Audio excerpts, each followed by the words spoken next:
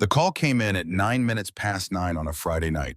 Garrett Boone was sitting at the far end of the Iron Wolves clubhouse in Cedar Ridge, Ohio, his coffee going cold beside a stack of paperwork he had been pretending to read for the better part of an hour when his phone buzzed once against the table.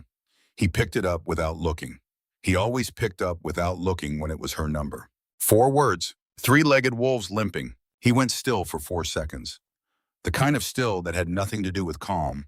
Then he stood up and kicked over the chair he had been sitting in. The crash of it brought 14 heads around. Conversation stopped mid-sentence. Someone set a beer bottle down on concrete with a sound that carried across the whole room. Garrett was already moving toward the door, pulling his cut off the back of his chair, in one motion the patch catching the overhead light for half a second before he had it on. A three-legged wolf stitched in silver thread on the back head, low, still moving. Marco Reyes was the one closest to the chair when it went over, and he was on his feet before it hit the ground. "Who do I need to call, Marco?" said, falling in step. "Nobody." Garrett did not slow down. "This one is mine. You want company." That was when he stopped. Not because he was thinking about the offer.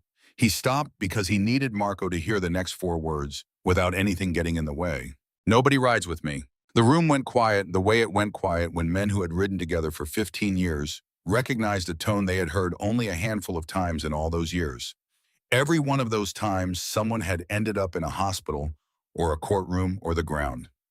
The 14 men in that room understood this without discussing it. They had learned to read Garrett Boone the way you learn to read weather in a part of the country where weather could kill you if you misread it. The parking lot outside the Iron Wolves clubhouse held the cold that belonged to early November in Ohio, the kind that got into a man's knuckles before he noticed his gloves were still hanging off the back of his bike. Garrett did not go back for them. His Harley sat where it always sat at the far end of the lot, a little apart from the others, not by accident. He swung a leg over it without ceremony, without the small rituals other men performed before a long ride. He was already somewhere else in his head. He was already on a highway that did not yet exist, doing math that had nothing to do with miles per hour, and everything to do with how many hours of darkness stood between him and a hospital room in Cedar Falls he had never seen. The engine came alive under him, loud and familiar, and for 1/2 of 1 second, the sound of it almost drowned out the 4 words sitting behind his teeth. Almost. He pulled out of the lot, and anyone watching from the clubhouse window might have called it controlled. They would have been wrong. The people who actually knew Garrett Boone understood that the stiller he looked on, the outside, the closer he was to something breaking loose on the inside. And right now, at 9:13 on a Friday night in November, he was as still as he had been in 11 years. Three-legged wolves limping. He had not heard those words in 11 years. Not since a phone call he still carried in pieces a situation at a dormitory in Columbus that had resolved before he even got his boots on. He had told himself afterward, the way a man told himself, the things that were more comfortable than the alternative, that she would never need to say those words again. That the code they had built as children in a dark house on Wicker Street had served its purpose and been retired. He had been wrong about that. The highway opened ahead of him, and he leaned into it and let the cold take whatever it wanted from his ungloved hands. 9 hours earlier, Claire Donovan had been standing in her kitchen in Cedar Falls making coffee. She would not finish when the argument started over something almost laughably ordinary. Weekend plans. A tone of voice that Reed Vance had decided she was using deliberately. The specific way he said her name when he had already decided the conversation was going in one direction and did not intend to allow it to go anywhere else. She had reached for her keys. She had said she was done with the conversation, which was something she had learned over 8 months to say as a complete sentence with nothing added to it, no softening, no qualifications, because every softening became a foothold for something she did not want back inside the room. She had made it as far as the door. Now she was sitting in a plastic chair in the emergency room of Millhaven General Hospital with her left arm immobilized in a temporary splint, and the particular quality of pain in her shoulder that told her the x-ray was not going to produce any surprises.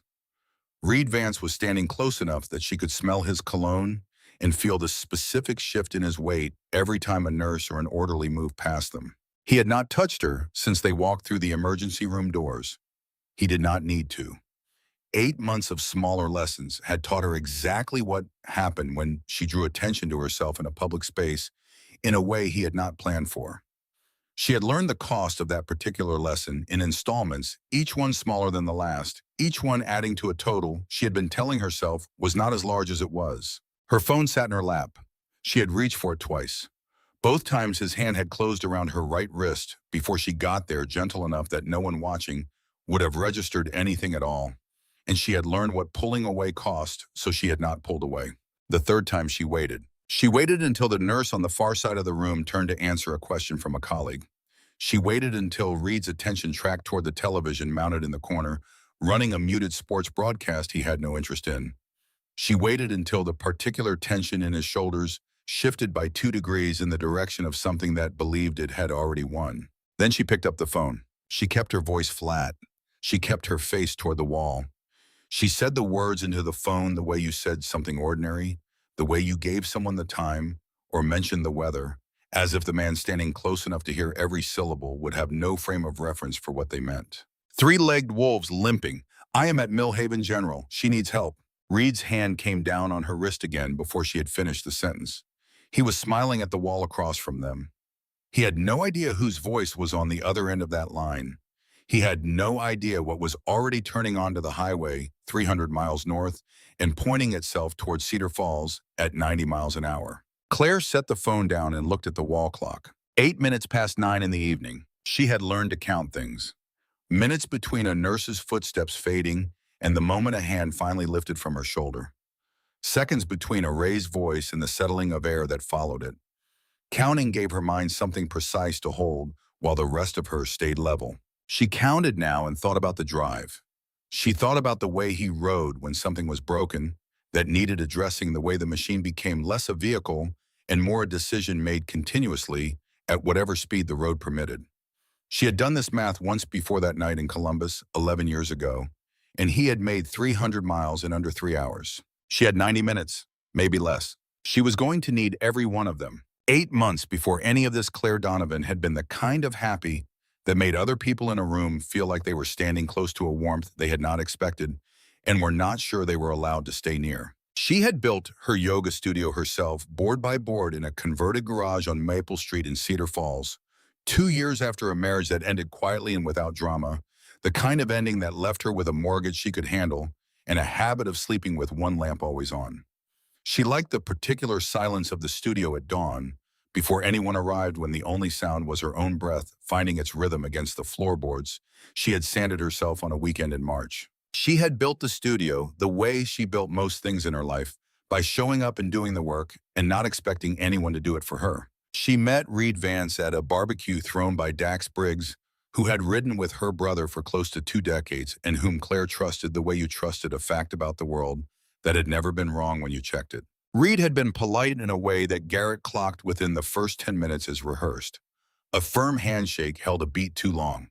A direct gaze calibrated to communicate confidence rather than actually feel it. He laughed at the right moments. He was handsome in a way that worked well in photographs and diminished slightly the moment you stopped looking at him directly, as though the quality of his appearance was partly a performance that required an audience. Garrett watched him for the better part of an hour that afternoon and said nothing, because what he was thinking was uncharitable and unprovable, and because Claire, who had not been consistently happy in longer than either of them wanted to acknowledge, was standing next to this man with something warm and genuine moving across her face. Something he had not seen on her face in long enough that the sight of it overruled the unease. So Garrett handed Reed a beer and stood down. The second time Garrett saw Reed Vance was 3 months later, when he dropped by Claire's apartment without calling, which was a habit she tolerated the way you tolerated a fixed truth about someone you loved that was not going to change regardless of how many times you acknowledged it could be inconvenient. Reed had been sitting at the kitchen table with his laptop open. When he looked up and registered Garrett in the doorway, something moved across his face for less than a second. Not fear exactly. Recalibration. The expression of a man who had walked into a room expecting one set of conditions and was making rapid adjustments for another set entirely. Garrett filed it away without yet knowing what to do with it. He knew now. What no one outside that apartment had observed in the 8 months since that first barbecue was the slow and patient education Claire received in exactly how much of herself she was permitted to keep. It started small enough that she had been able to construct explanations for each individual piece. A comment about a dress that made her change before they left the house. A joke at a dinner party that landed like a slap and was waved off afterward as nothing, just teasing. She was always so sensitive about everything, wasn't she always so sensitive? A phone left face up on the counter that she eventually learned not to glance at twice. By the fourth month, she had stopped telling Hazel Ford certain things. Hazel had been her closest friend since the second week of freshman year at Ohio State, the kind of friend who believed that information was always preferable to the particular suffering caused by not having it. Claire had stopped telling her the small things because the small things had started accumulating into a shape she did not want to examine directly. And saying them out loud to Hazel would have required examining them. By the 6 months, she had become fluent in a language she had never asked to learn. She knew which topics were safe at which times of day.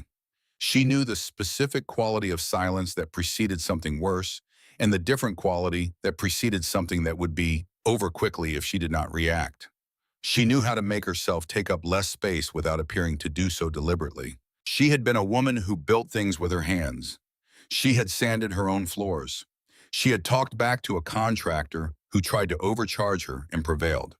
She had filed her own taxes and pursued her ex-husband in small claims court and collected every dollar she was owed.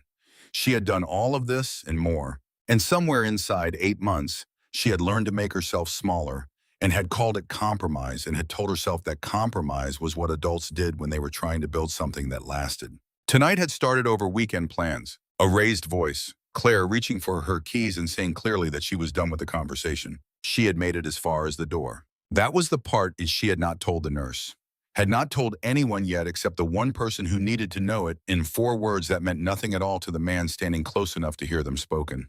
In the examination room, the curtain pulled back just as Reed loosened his grip on Claire's wrist, and his face rearranged itself in under a second, jaw soft, eyes wide at the corners.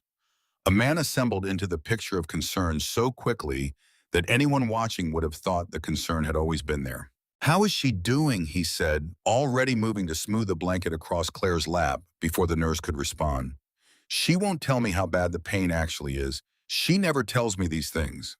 The nurse smiled at him with the warmth people extended toward men who said things like that. "We have her scheduled for a cast within the hour. You are a good one staying right here with her." "Wouldn't be anywhere else," Reed said, and he placed his hand on Claire's shoulder with his thumb, pressing in just enough that only she would know it was not tenderness. Claire kept her eyes on the wall clock. She counted the seconds between the sound of the nurse's footsteps receding down the corridor and the moment Reed's hand finally lifted from her shoulder. She had already said everything she needed to say. She had 90 minutes. She was going to use all of them, constructing the only thing she had left that was entirely hers to control. A plan solid enough that he could not find the seams in it.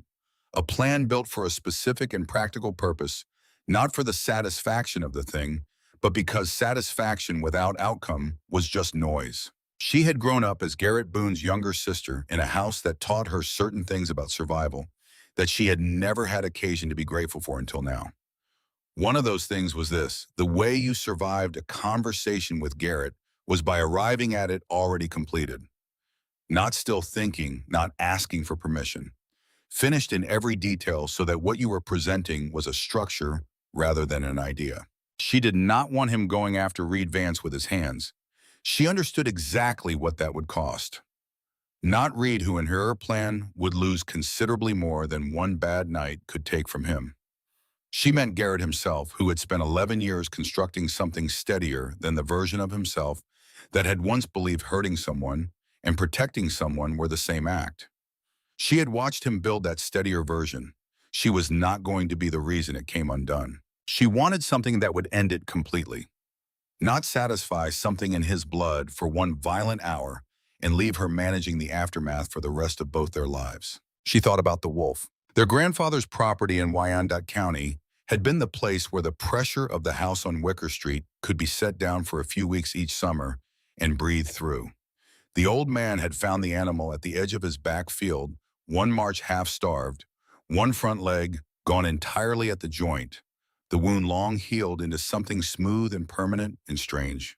He had explained it to them the way he explained most things.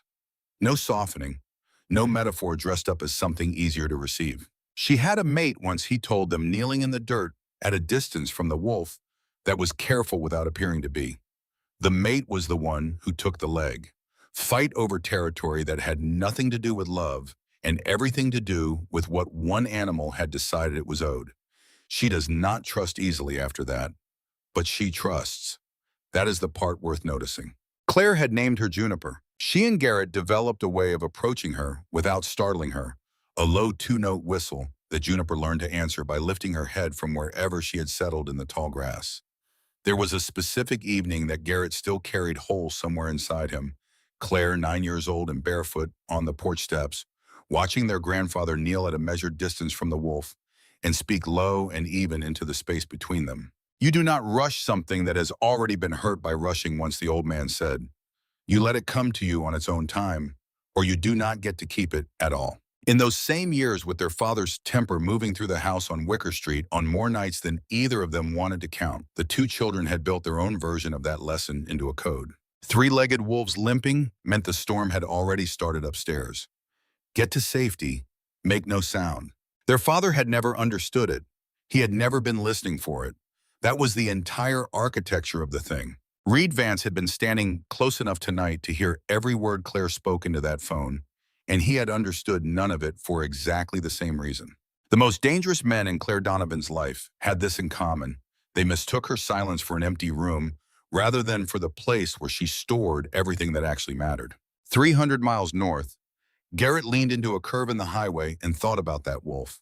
He thought about his grandfather's voice, low and even in the dirt, beside an animal that had already been hurt once by someone who had claimed to love her. He thought about the fact that he had not heard those 4 words in 11 years and had told himself during all those years that the silence meant Claire was safe rather than that he had stopped listening with sufficient attention. He was not going to make that particular error again. He did not know yet which version of himself was going to walk through those hospital doors. The version that solved problems at close range, which he had been very good at for a very long time, or the version he had spent 11 years working to construct, the one that understood there was another way to address a situation, even when every instinct was telling him the other way, was faster and more satisfying, and would produce an immediate and comprehensible result. He had 90 minutes to determine which version was going to walk through that door. He did not think about Reed Vance's face. If he thought about Reed Vance's face, he was going to have a clear answer to that question, and it was not going to be the one Claire needed from him tonight. He let the cold have his hands and pushed the machine harder and kept his mind on the road and on the math of distance and on a 9-year-old girl who had built a code for surviving the dark and trusted him to still know what it meant 20 years later. Back at Millhaven General, the younger nurse came in to check on the scheduling for the cast, and Reed told her the story of how he and Claire had met, the version he had been refining in his head since the parking lot, adjusting the details the way you adjusted any presentation for its intended audience. He was warm and self-deprecating and specific in the way that made people feel they were receiving something genuine. The nurse smiled. She told Claire she was lucky to have someone who cared so much. Claire looked at the ceiling tile above her, at a water stain shaped like nothing in particular, and found something in herself that still knew how to produce a smile in the appropriate places. "I know," she said. She thought about Owen months. She thought about the man who had driven 4 hours through a snowstorm because she had the flu and could not get off the couch, who had made soup from a recipe he found online and sat on the edge of her bed and watched television with her without making her feel like an imposition. She had tried in the hours when sleep would not come to hold that man up alongside the one whose thumb had just been pressing into her shoulder, and she had never once managed to make them align into a single coherent person. Her phone buzzed once against her hip, a single word on the screen visible only to her. "Coming." She did not respond. She did not need to. Somewhere on a dark Ohio highway, a man who had not once in 29 years of her life failed to show up when she needed him to was closing the distance. And for the first time since Reed's hand had found her wrist in the kitchen doorway of her apartment, Claire allowed herself to breathe all the way to the bottom of her lungs. 90 minutes, she thought, maybe less the way he rides. She had 90 minutes to decide what she was going to say to her brother, and to decide with equal precision what she was absolutely not going to allow him to do. The automatic doors at the far end of the corridor opened at 11 minutes past 11, and Claire felt the change in the room before she turned to look. This was something she had been observing her whole life without being fully able to account for it, the way a space reorganized itself around Garrett Boone without him requiring it to. The security guard near the entrance, who had been leaning against the wall, shifted upright without appearing to notice he was doing it. Two nurses at the station went quiet in the middle of a sentence. Even the overhead television broadcasting a muted late-night program seemed somehow less present. Garrett crossed the waiting area in 9 steps. He did not look at the nurses' station. He did not look at the rows of plastic seating or the people occupying them. He looked at her cast, and something moved through his jaw, a tightening, then a deliberate release, then a flatness that was in some ways harder to look at than either of those had been. Then his eyes came up to her face. "Hi," she said. "Hi," he said. It was such an ordinary exchange for what the night had been that she nearly laughed. Nearly. He crossed the remaining distance and stopped close enough that she could smell the November highway still clinging to his jacket, that specific combination of cold air and distance and engine oil, and he did something he almost never did in front of other people. He reached out and placed one hand carefully against the side of her face. 3 seconds. Then he dropped it and stepped back, and the moment closed over itself the way water closed over a disturbance. "Where is he?" Garrett said. Not a question. A coordinate he was already plotting against a map he had been building in his head for the last 3 hours. "Garrett, where is he right now?" She kept her voice at the level she had practiced for 90 minutes in a plastic hospital chair. "He went to get coffee. He will be back in a few minutes.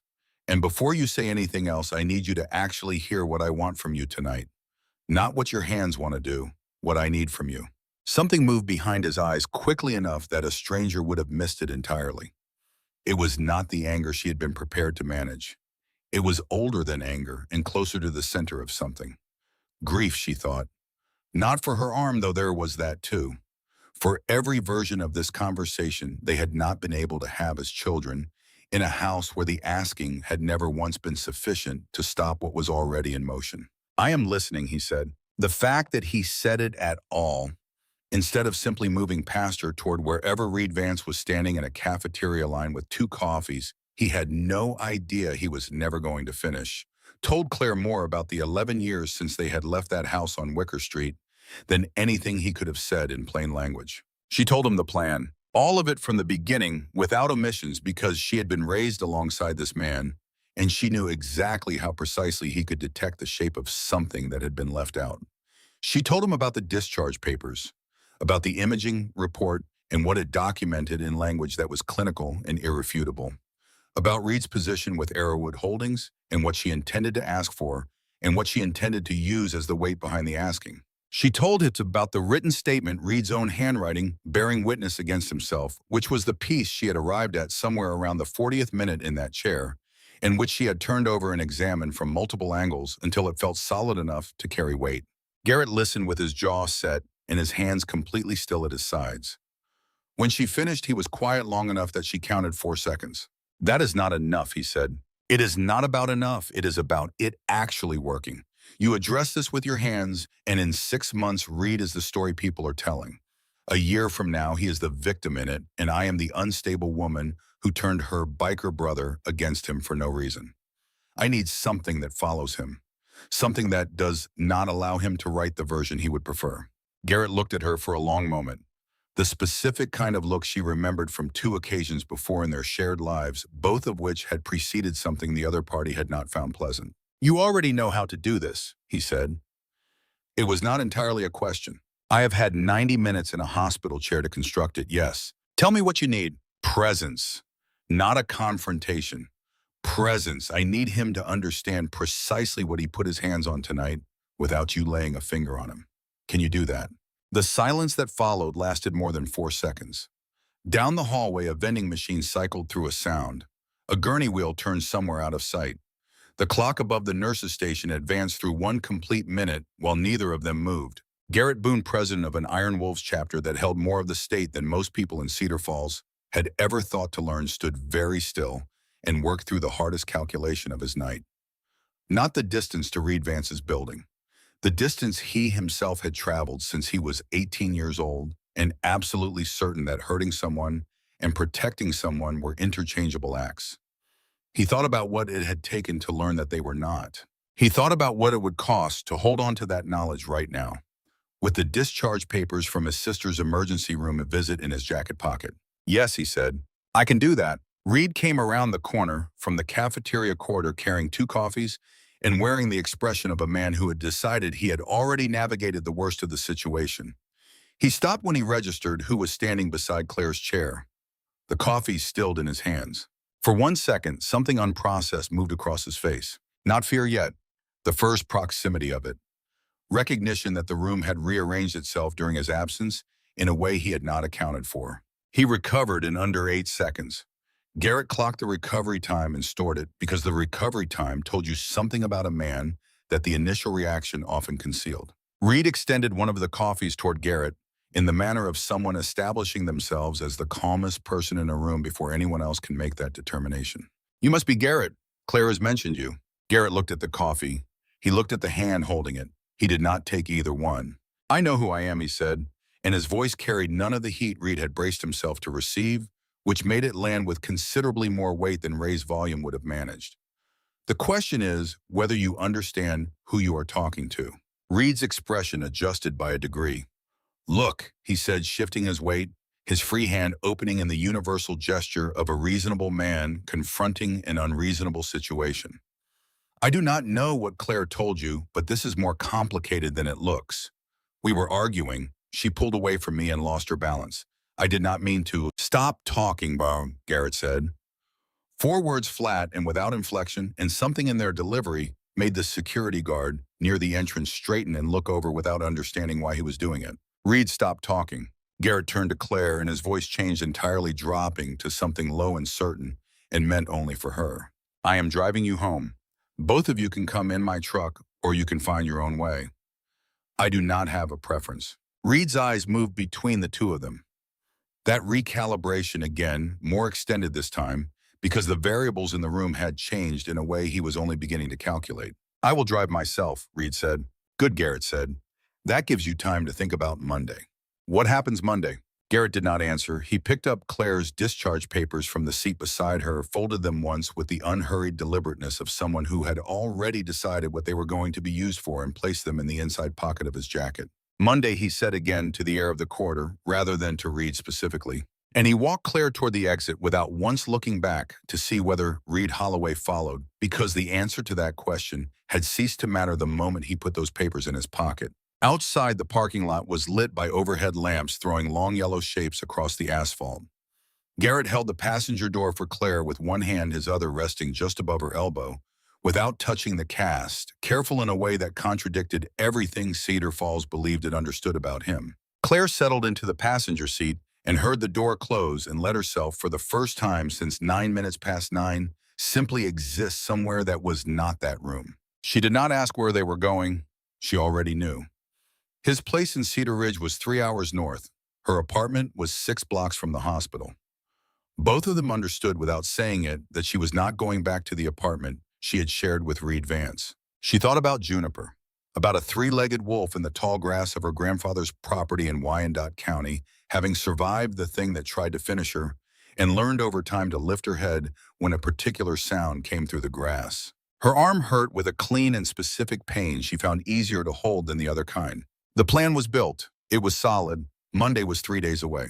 Garrett pulled out of the lot and pointed north and said nothing, which was exactly right, and in the quiet between them, Claire noticed that the specific pressure that had been residing behind her sternum for 8 months had shifted by some small but measurable degree. Not gone.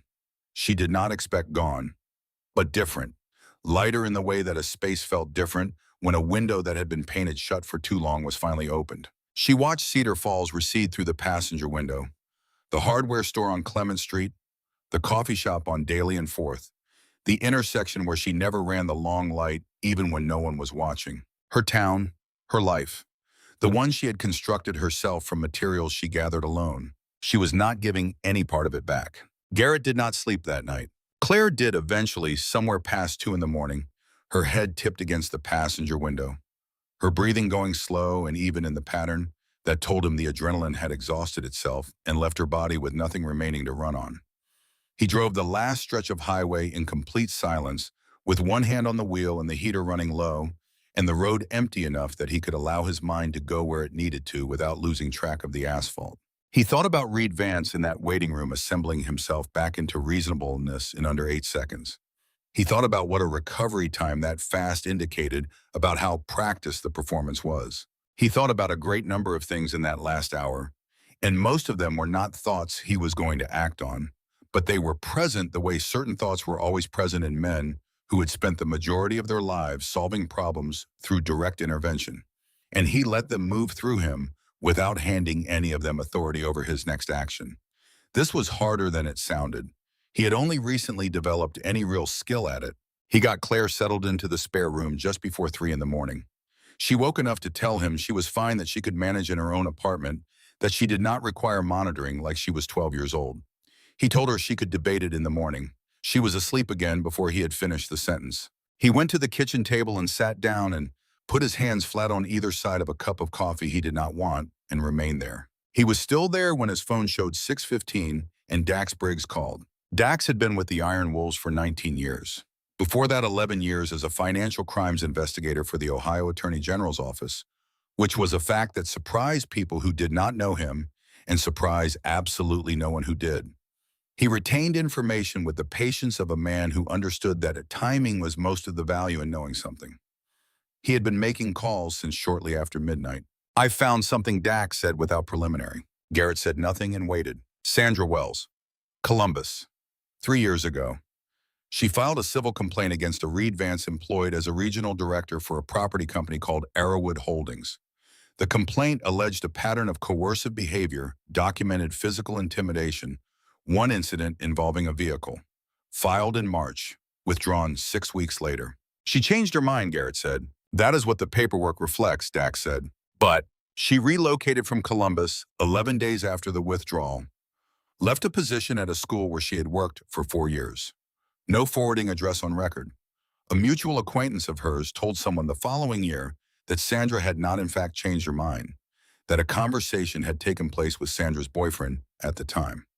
The conversation communicated that his continued involvement in the complaint would create certain complications for him, for both of them." Garrett's hand tightened around the coffee cup. "The boyfriend ended his involvement with Sandra shortly after that conversation," Dax continued. "Sandra withdrew the complaint. Sandra left Columbus. The complaint closed. Reed Vance retained his position and was promoted to regional director the following September." "How long have you known this?" Garrett said. "Since approximately 2 this morning. I have been attempting to locate a contact for Sandra Wells since 3. She is currently in Western Pennsylvania under a married name. Still working on a number." "Do not contact her yet," Garrett said. "Understood. I need everything you can locate on the original complaint, the filing documents, any records that survive the withdrawal, anything with his name that exists from those 6 weeks." "Already working on it," Dax said. The call ended. Garrett sat with what Dax had described. "The way you sat was something you could not unknow and had not yet found the correct use for." He had expected in some imprecise way to learn that Reed Vance was a man who had done a harmful thing once in circumstances that might have been complicated or unclear. What Dax was describing was a method, a sequence of steps that had been applied before and refined through application. A man who understood how to locate the pressure points surrounding a problem and apply sufficient force to eliminate the problem while appearing to do nothing at all. He had done this before. He had been rewarded for it 9 months after doing it. He had gotten more precise. Garrett thought about Claire in the next room with a cast on her left arm and 90 minutes of planning sitting inside her like a completed structure. He thought about the fact that Reed Vance had been alone with her in that waiting room for 2 hours before Garrett arrived, which meant he had been doing his own planning during that time, adjusting, preparing the version of events he intended to deploy when the confrontation arrived. He thought about Sandra Wells packing whatever she could carry out of a life she had spent 4 years assembling in Columbus and leaving without a forwarding address. He picked up the coffee mug, set it down. He thought about Theo, the counselor he had been seeing every other Thursday since a conversation with Dax the previous spring that had gone further than either of them expected. Theo had an office above a hardware store in a town 20 minutes east of Cedar Ridge, and a manner of receiving information that communicated neither surprise nor judgment, only sustained attention. He had said something 4 weeks ago in the context of a different situation that Garrett found himself returning to now. "The version of you that wants to fix this with your hands is not wrong to want that," Theo had said. "He has simply been the only version you have made available for a very long time. That does not mean he has to remain the only one. Garrett had not completely believed it when Theo said it. He was not certain he completely believed it now. But he had told Claire yes in a hospital hallway, and he intended to keep that yes intact through whatever Saturday and Sunday and Monday required of him. The difficulty was that the man who had done this before and been promoted for it was not a man who would be adequately addressed by the application of straightforward force. Force would produce a night, possibly two. Then Claire would be managing the aftermath of a club president's assault charge, while Reed reconstructed himself as the wrong party in whatever city he moved to next. Garrett needed something that would follow Reed Vance, something that moved with him wherever he went. He picked up his phone at 6:50 and called Dax back. "I need you to do something before Monday morning," he said. He used 9 words that carried the weight of the instruction and several that were logistics. When the call ended, Dax sat up in bed in his house, 8 miles from the clubhouse, turned on the lamp on his nightstand, and picked up a legal pad from the nightstand drawer.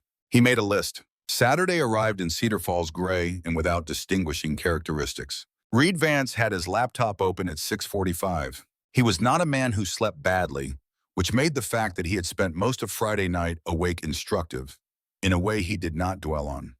He set the information aside and focused on what he could govern. He spent 22 minutes composing an email to Wendy Holt, the regional HR director for Arrowwood Holdings, Ohio and Pennsylvania operations. The version he sent was the 7th he had drafted. It described a difficult personal situation involving a former partner who had been experiencing emotional difficulties for some time. It mentioned a recent incident in which she had become agitated during a disagreement, lost her balance, and sustained an injury in falling. It communicated his concern for her well-being, while establishing precisely that he had not been present when the injury occurred, that he had gone to the hospital immediately upon learning of it, that he had attempted to support her through what was clearly a distressing period. It noted with careful regret that she appeared to have involved her brother, a man with certain professional associations, that were making the situation feel unpredictable. It was in every measurable respect a careful and accomplished piece of work. It established his version of events with the people who mattered most before anyone else could reach them. It positioned him as a reasonable party in an unreasonable situation. It asked for nothing. It simply placed his account on record first.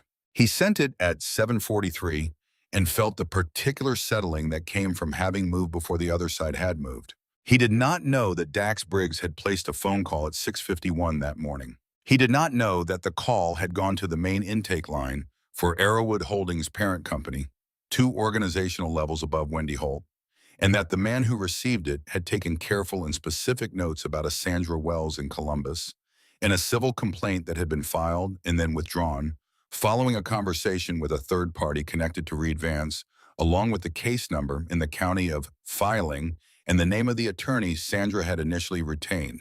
Reed sent his email and closed the laptop and made breakfast and spent the remainder of Saturday morning preparing himself for a conversation he believed he still controlled. He was wrong about that. He simply did not yet know he was wrong. Hazel Ford drove 40 minutes from Dayton on Saturday evening without calling ahead, which was consistent with the way she operated inside the friendships she had decided were permanent. She arrived at the door of the apartment where Claire was staying with Garrett's hospitality and knocked 3 times in the pattern Claire had known since freshman year, and she was holding a bottle of red wine she described as appropriate, regardless of the hour, and she was not leaving until it was gone. Claire let her in. They sat at the kitchen table.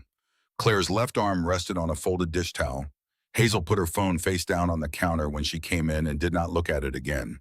She poured 2 glasses and set one in front of Claire and held the other and waited with the patience of someone who had decided that silence tonight was more valuable than questions. "You do not have to talk about it," Hazel said. "I know," Claire said. She turned her water glass in slow revolutions on the table. "I think I want to. I just cannot figure out where it starts." "Start with the part you have not told anyone yet." Claire looked at her across the table. Something in Hazel's face, its steadiness, its complete absence of the alertness that would have meant she was already composing her response, released something that had been held at tension in Claire's chest since Friday afternoon. So she told her. Not the version she had given the nurse clinical and contained and designed to communicate the essential facts without implication. Not the version she had presented to Garrett in the truck, a completed plan in search of a yes. The actual version. The one that started 8 months ago at a barbecue on a Saturday afternoon in September, When a man with a calibrated handshake had said something that made her laugh in a way she had not laughed in long enough that the feeling of it caught her off guard. She told her about the dress. She told her about the dinner party and the quality of the silence in the car on the way home. She told her about the phone and the education and not looking at it twice, and the explanations she had constructed for herself about why that was a reasonable accommodation for a person in a serious relationship to make. She told her about month 4 and month 5 and month 6 and the specific accumulation of small adjustments that had assembled themselves into a shape she had been declining to look at directly. She told her about reaching for her keys on Friday night and making it as far as the door. Hazel listened all the way through without reaching for her phone once, without once saying the words "I told you so," which Claire observed with private and considerable gratitude, because there had been at least 2 points in the preceding 8 months when Hazel would have been entirely justified in saying them. When Claire finished, Hazel reached across the table and held her good hand. "I need to say something," Hazel said. "Okay. I saw it, not Friday, but I saw something around month 3 or 4, the specific way he talked over you when we all had dinner together. Not carelessly, deliberately, in a way that was designed to make you smaller in a room full of people without leaving you anything solid to point at afterward. I saw it, and I chose not to say anything because you were genuinely happy, and I did not want to be the person who interfered with that." The space between them held a moment. "You are saying you are sorry. I am saying I should have told you sooner." Claire looked at her hand inside Hazel's. "You would have told me, and I would have heard you, and I would have explained it away and defended him, and probably been angry with you for a week. I know myself." "Maybe," Hazel said, "but I should have said it regardless." They sat with that for a while, carrying versions of the same regret from different positions. "I am proud of you," Hazel said eventually. "Not for what happened, for what you are about to do." "I have not done anything yet. You have already decided. I can see it on you. You made the decision somewhere between that hospital and this table."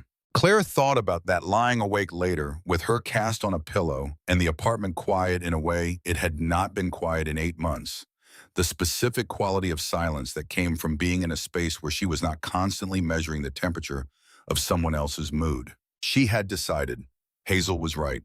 The decision had assembled itself without her fully registering it, happening the way the most consequential decisions sometimes did not in a single dramatic moment, but through the accumulation of 100 small refusals to accept a smaller version of herself as the final one. She thought about Monday. She thought about the structure of what she had built in that plastic chair. She thought about Garrett, 300 miles north, sitting at a kitchen table.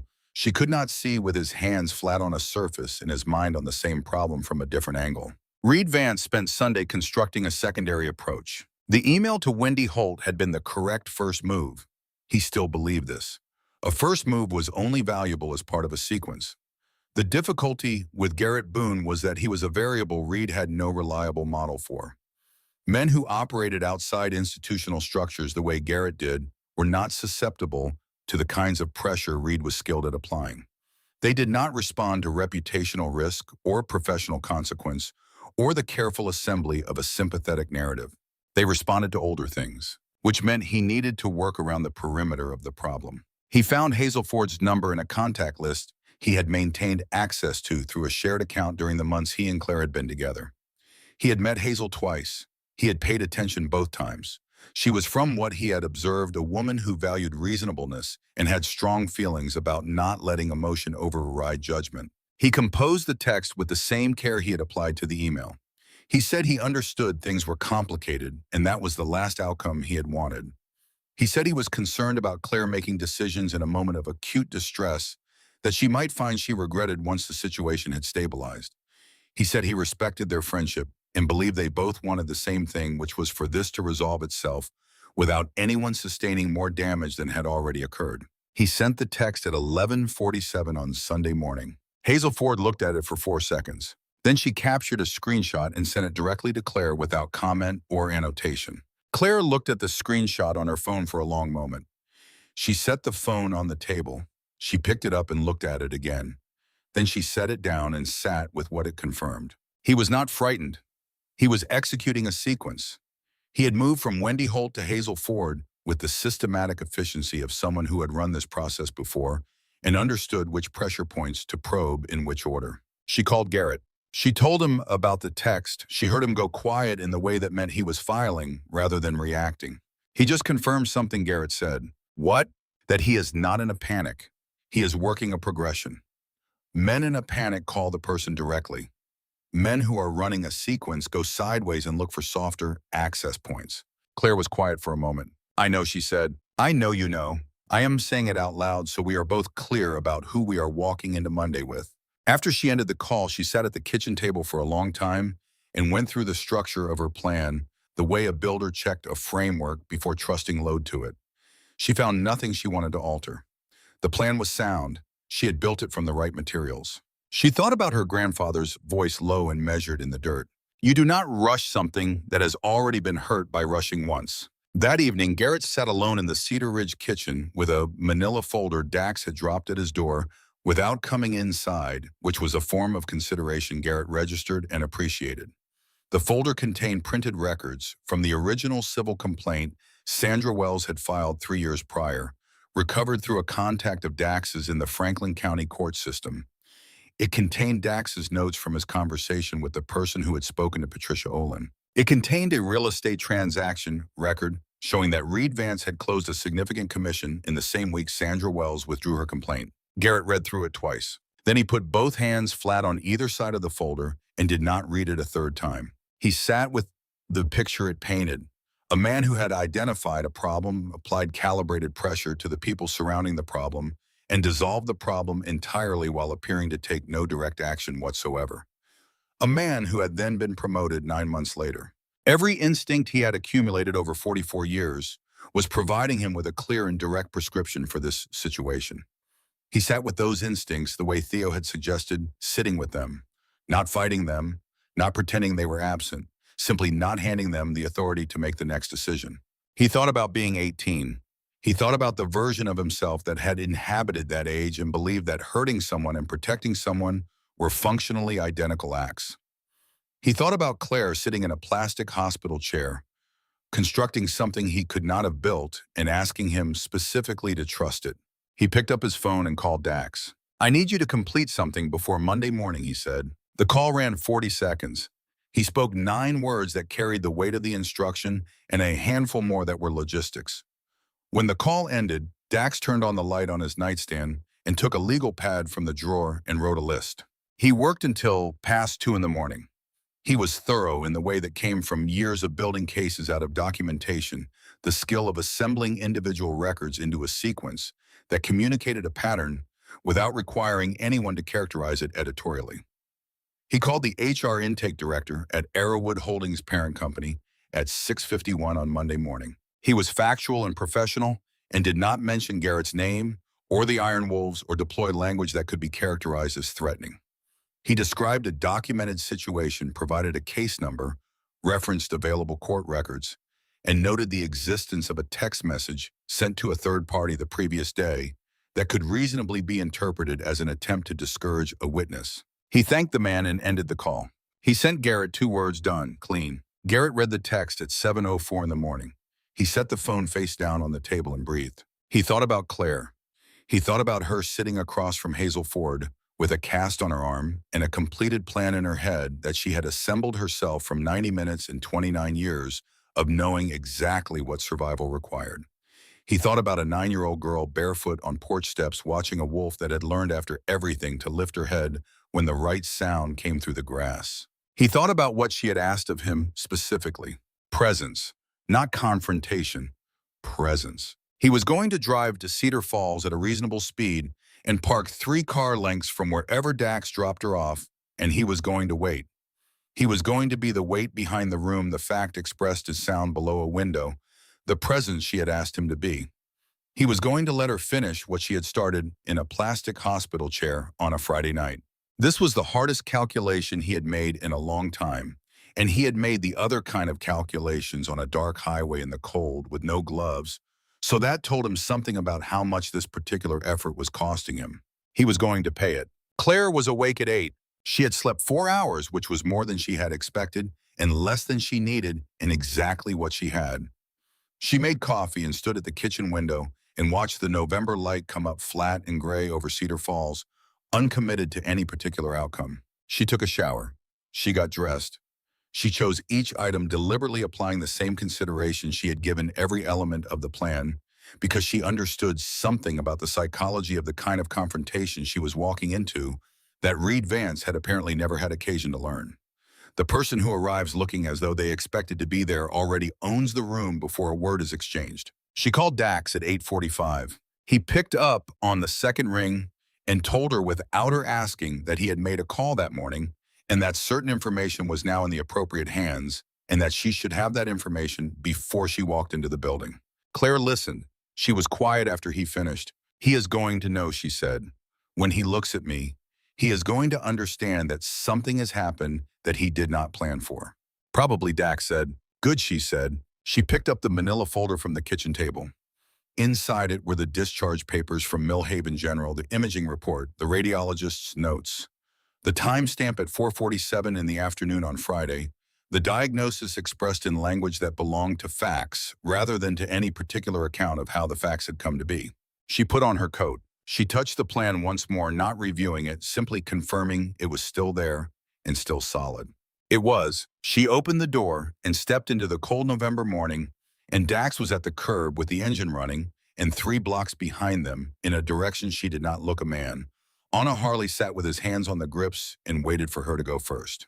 The drive to Reed Vance's building took 11 minutes. Claire counted them, not to accelerate the passage of time, but to give her mind something precise to hold, while the rest of her managed the work of staying level. Dax drove without conversation, which was exactly right.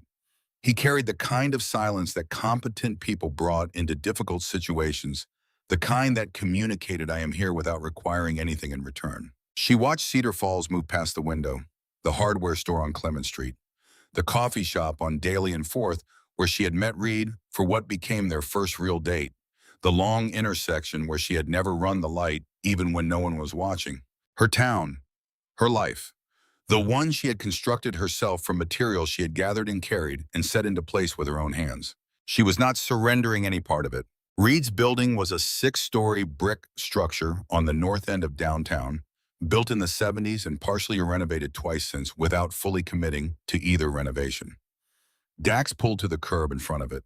Claire sat for a moment with the folder on her lap and her good hand resting flat on top of it. The person who arrives expecting to be there already owns the room. She had built space in the plan for the possibility that she would arrive here and find herself smaller than the work required. She had written contingency sentences for that version of herself. She did not need them. She was exactly the size the plan required, perhaps marginally larger. She got out. She crossed the small parking area to the front entrance and pressed the call button for Reed's unit. He buzzed hers in on the first attempt. She had not anticipated this. She had prepared for an intercom exchange, had rehearsed the words for it. His voice came through the speaker almost immediately, careful and conciliatory in a register she had not once heard from him in 8 months of proximity. "Come up," he said, as though she were arriving for something scheduled and ordinary. The elevator opened on the 4th floor. The hallway smelled of someone else's cooking from a higher-level garlic and something herbed entirely ordinary and faintly absurd against the specific weight of what she was carrying toward that door at the end of the corridor. She knocked once. He opened it before her second knock landed. The apartment was unchanged, which struck her as briefly strange that the furniture and the light through the windows and the arrangement of objects on his kitchen counter should remain exactly as they had been when everything else had reorganized itself so completely. He had not redecorated for the occasion of his own reckoning. Reed was sitting on the couch. He had placed himself in a posture she had not previously seen on him. Shoulders drawn inward, elbows on his knees, hands held together between them. The deliberate construction of smallness.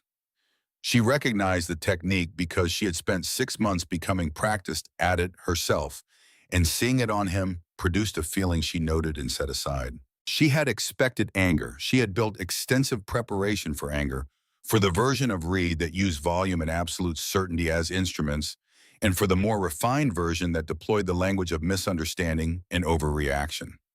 She had also, at the outer edge of her preparation, allowed for the possibility of this, a man who had received information he had not planned for and was sitting with the knowledge that the room had already changed before she arrived. She filed it and moved forward. She stayed standing.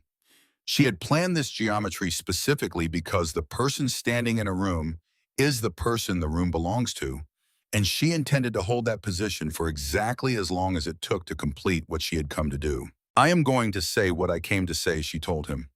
Then you are going to listen to what I am offering, and you are going to accept it because it is the only version of today that does not end with my brother's name attached to whatever follows you out of this city. Something moved across his face at the mention of Garrett. Not yet fear, the nearest relative of it. Are we clear? He was very still. Yes, he said. She opened the folder. She placed the discharge papers on the coffee table between them, oriented, so he could read every line without effort. Then the imaging report, the radiologist's notes, the date, the time stamped at 4:47 in the afternoon on Friday, the diagnosis rendered in the language that belonged to clinical facts and not to anyone's preferred interpretation of them. She placed them as you placed evidence, as a foundation, a thing that existed independent of anyone's relationship to it. I want you to understand what this conversation is built on, she said. There is nothing you are going to tell me in the next 10 minutes that changes what those documents say. So do not expend either of our time attempting to do that. Reed's eyes moved over the papers. She watched him read. She observed the moment he arrived at the radiologist's notes, and something shifted in his expression along a line she had not previously seen there. Not remorse exactly. The first genuine fear she had ever watched move across his face, the kind that had nothing to do with Garrett and everything to do with the specific and non-negotiable quality of clinical documentation applied to something he had done. He opened his mouth, the beginning of a sentence that sounded as though it started with, "I grabbed your arm, I did not mean," and she watched him close it again before it could complete, as if some new and unfamiliar instinct had finally communicated to him that the currency he had always spent in moments like this was no longer being accepted in this room. You do not get to tell me what happened, Claire said. I was there, I know what happened. What I need from you now is a decision. She presented the offer. She delivered it as she had rehearsed it sentence following sentence, leaving no space between them where negotiation could find a foothold. He would submit his resignation to the regional office at Arrowwood Holdings by the end of the current week, identifying personal reasons as the cause.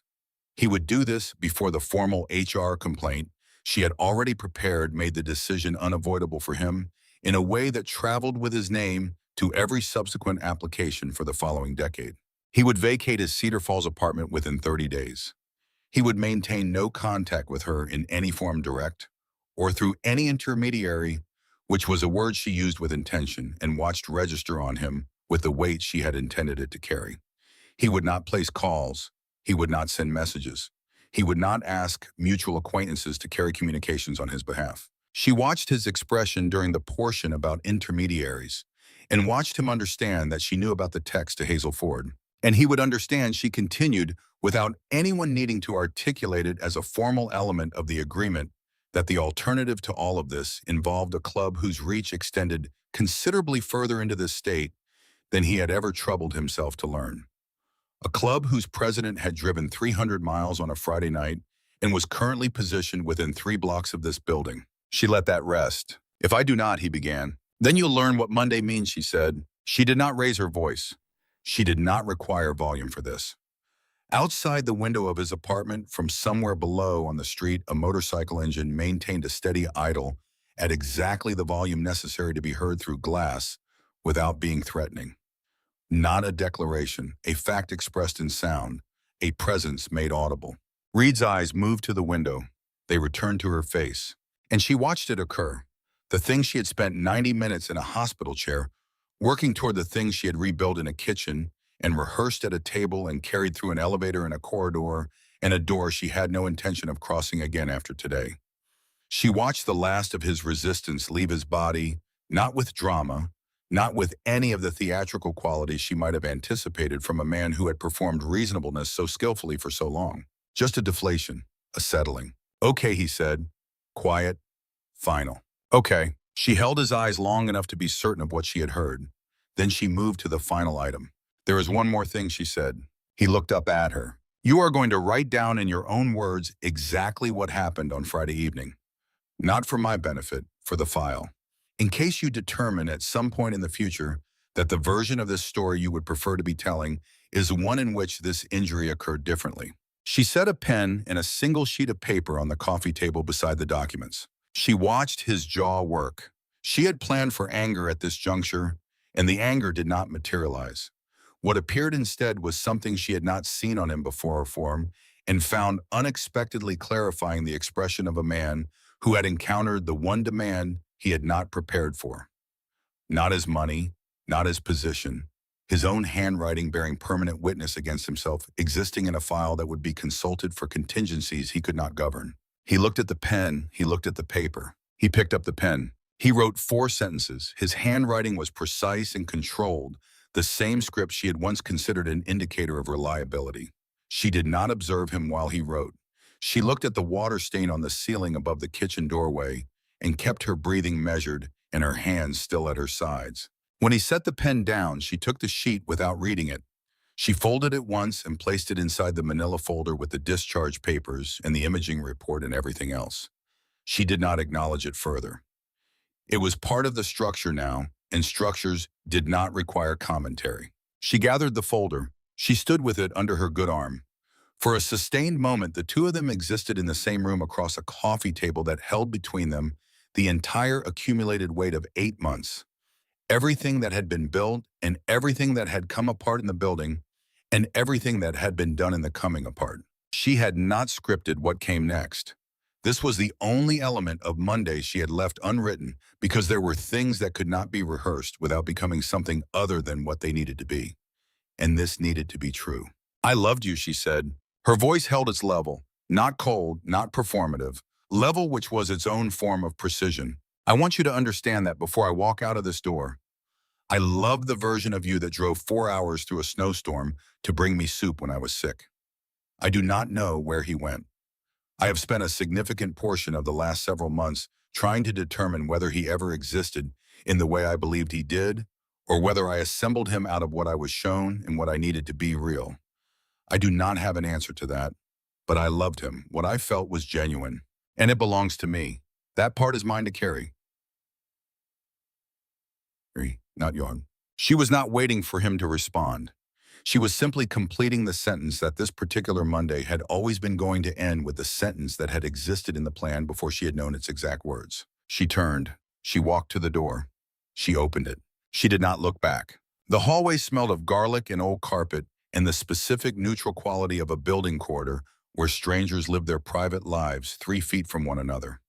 She pulled the door shut behind her and stood in the quiet for a moment. Then she walked to the elevator. Dax was positioned in the hallway when the elevator arrived. He had come up, she understood without asking, not because she had requested it, not because he doubted her capacity to complete what she had gone in to complete, but because he was a man who understood placement and had determined that this was the correct place for him to be when she came back through. She looked at him. "Done," she said. He nodded. They rode down together in silence. Outside, the November air was clean and cold, with the specific quality of late autumn mornings that had stopped pretending to be anything warmer. Claire walked through the building's entrance and across the small parking area and reached the sidewalk. 3 car lengths up the street, Garrett Boone was leaning against the side of his truck with his arms folded and his eyes already fixed on the building entrance. He had been in that position since before she came out. He had not moved. He was simply there, present in the exact way she had asked him to be present, a weight in the room even from the 4th floor, even through glass. He did not ask how it had gone. He looked at her face and read the answer the way he had always been able to read it since before she had words for what she was carrying, since the house on Wicker Street, when reading each other's faces had been a skill they had developed in order to survive. "Done," she said. "Done," he said, and something in his shoulders came down by half an inch. She crossed the remaining distance and stopped beside the truck. They stood in the cold together for a moment without words, which was the correct thing. Then he opened the passenger door. Reed Vance left Cedar Falls on a Thursday, 19 days after Monday, 11 days before the 30-day deadline she had specified. She learned this not from him and not from anyone directly connected to him, but from the building manager who mentioned it to the resident below Reed's unit, who mentioned it to someone who attended Claire's Tuesday morning yoga class, who said nothing to Claire directly, but whose expression when she arrived at the studio that morning communicated everything Claire needed to know. The version of events Reed had attempted to establish in the days after Monday did not survive. His email to Wendy Holt had arrived 52 minutes after Dax's call to the parent company's intake director. By the time Wendy Holt had read the email and forwarded it upward with a request for guidance, the intake director had already opened a preliminary inquiry file with Dax's documentation attached. Reed's email was logged and added to that file, where it joined the Sandra Wells case number. In the Franklin County court records, in the screenshot of the Sunday morning text sent to Hazel Ford, who had not been inclined toward the quiet and reasonable conversation Reed had been counting on. The inquiry did not result in criminal charges. Dax had been straightforward about this with Garrett, and Garrett had relayed it to Claire, and Claire had built her plan with clear eyes about what the documentation could and could not support under Ohio statutes as they currently stood. Criminal charges had not been the objective. The objective was the pattern. The objective was that the pattern now lived in a file with Reed Vance's name on it at a level of the organization 2 floors above the one he worked within, and that file would be consulted when his name arose in any subsequent professional context, and his name would arise, and when it did, the consultation would produce a particular result. Reed understood this when HR reached him by phone on a Wednesday. He submitted his resignation the following morning, citing personal reasons precisely as Claire had specified. He was gone from Cedar Falls by Thursday. The version of events he attempted to relay at a bar in a town called Millbrook, 40 minutes east, to a man named Kyle Strand, who had been a mutual acquaintance since the previous spring, collapsed within 10 days. Kyle mentioned the story to someone he was seeing who happened to know Dax's youngest sister, who called her brother, who mentioned it to Claire with an economy of words that told her without elaborating that the necessary people had access to the necessary information. Nobody believed Reed's version, not because anyone had mounted a campaign against it, because Dax had placed the right documentation in the right hands before Reed's version had fully assembled itself, and a story that arrives after the evidence is already in the room has a very difficult time gaining any purchase, regardless of how skillfully it is constructed.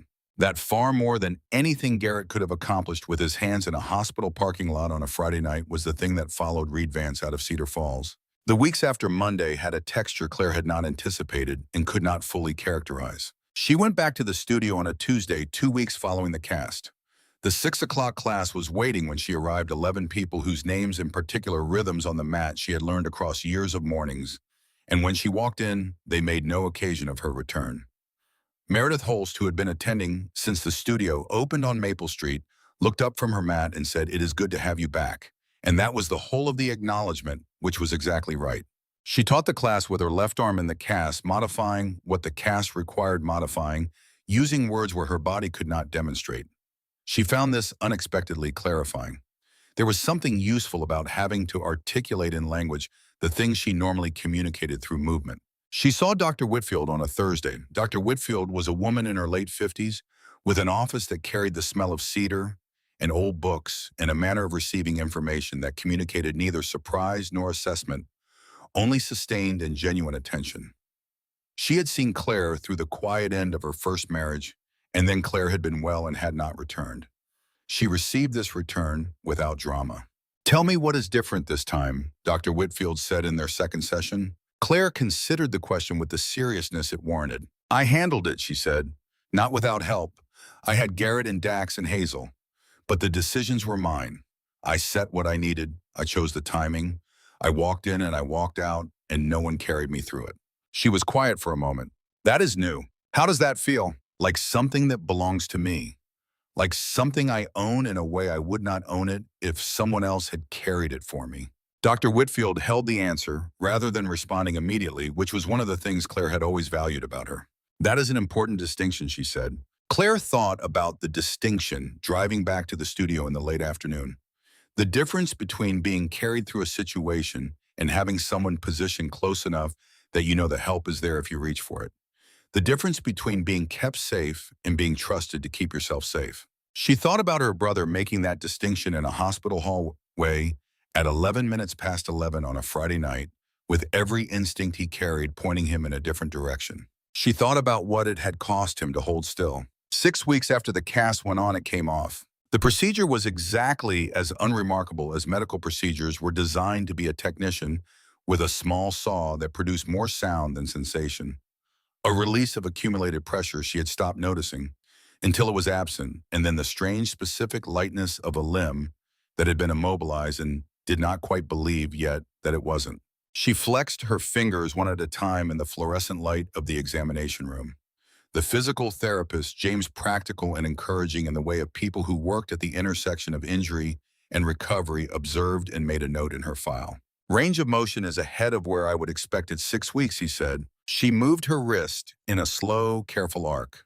There was stiffness in a deep ache that she understood was going to accompany her mornings for some time yet.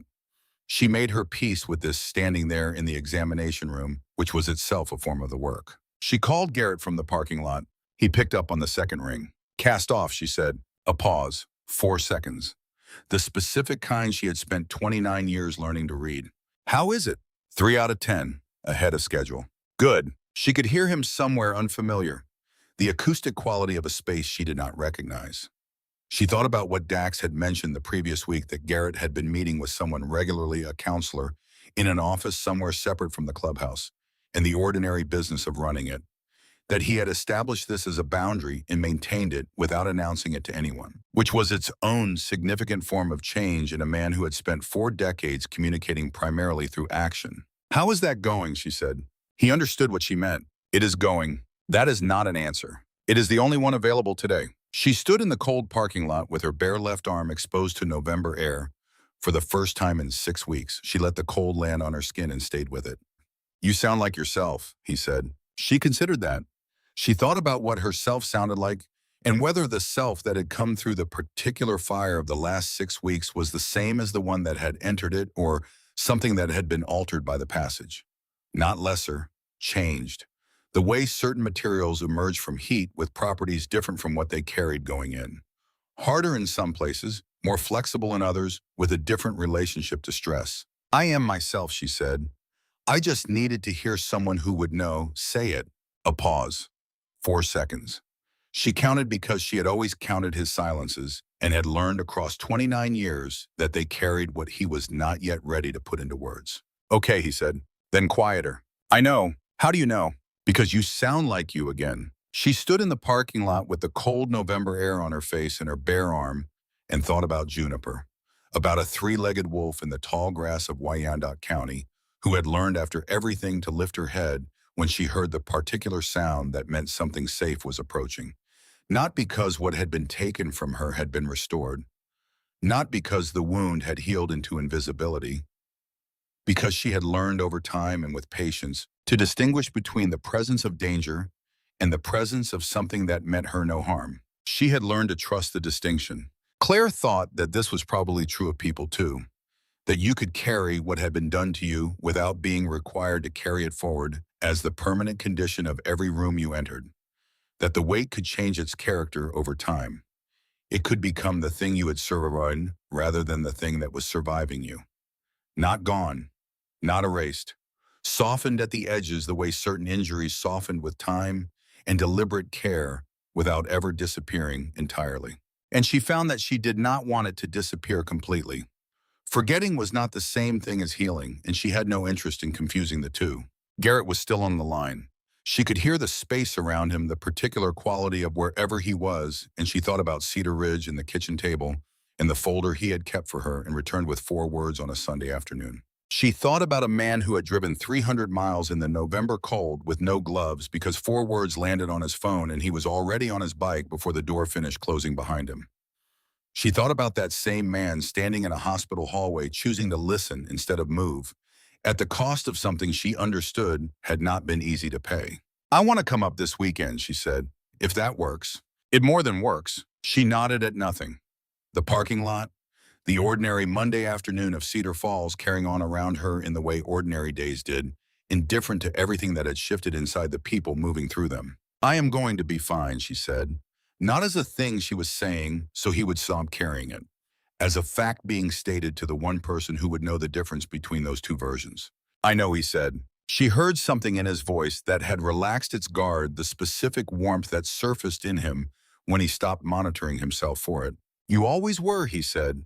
You just needed somebody to come when you called. She thought about that the whole drive back to the studio. She thought about the whistle, 2 notes that a 9-year-old girl had sent out into the dark of a house on Wicker Street, and a 12-year-old boy had always answered. She thought about the way those same two notes had traveled through 20 years and 300 miles of Ohio highway and arrived in a Cedar Falls emergency room intact and functional, carrying the same meaning they had always carried. She thought about what she had done with the time his arrival had created. The plan built sentence by sentence in a plastic chair.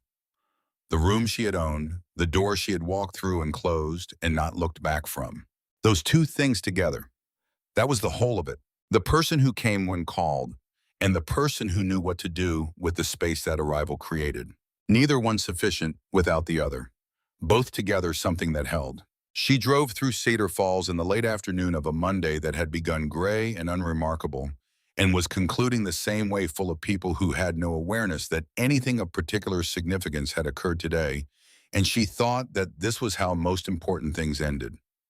Not with ceremony, not with a scene that understood its own weight.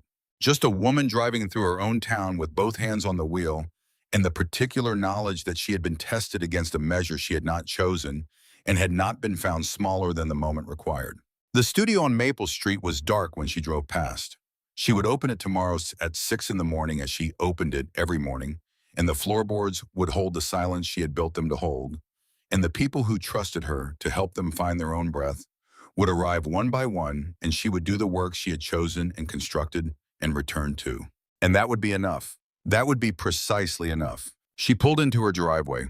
She sat for a moment in the car with the engine off and both hands resting open on her knees in the quiet and the cold. With the particular quality of the evening settling around the town, she had decided she was not giving back to anyone. Then she went inside.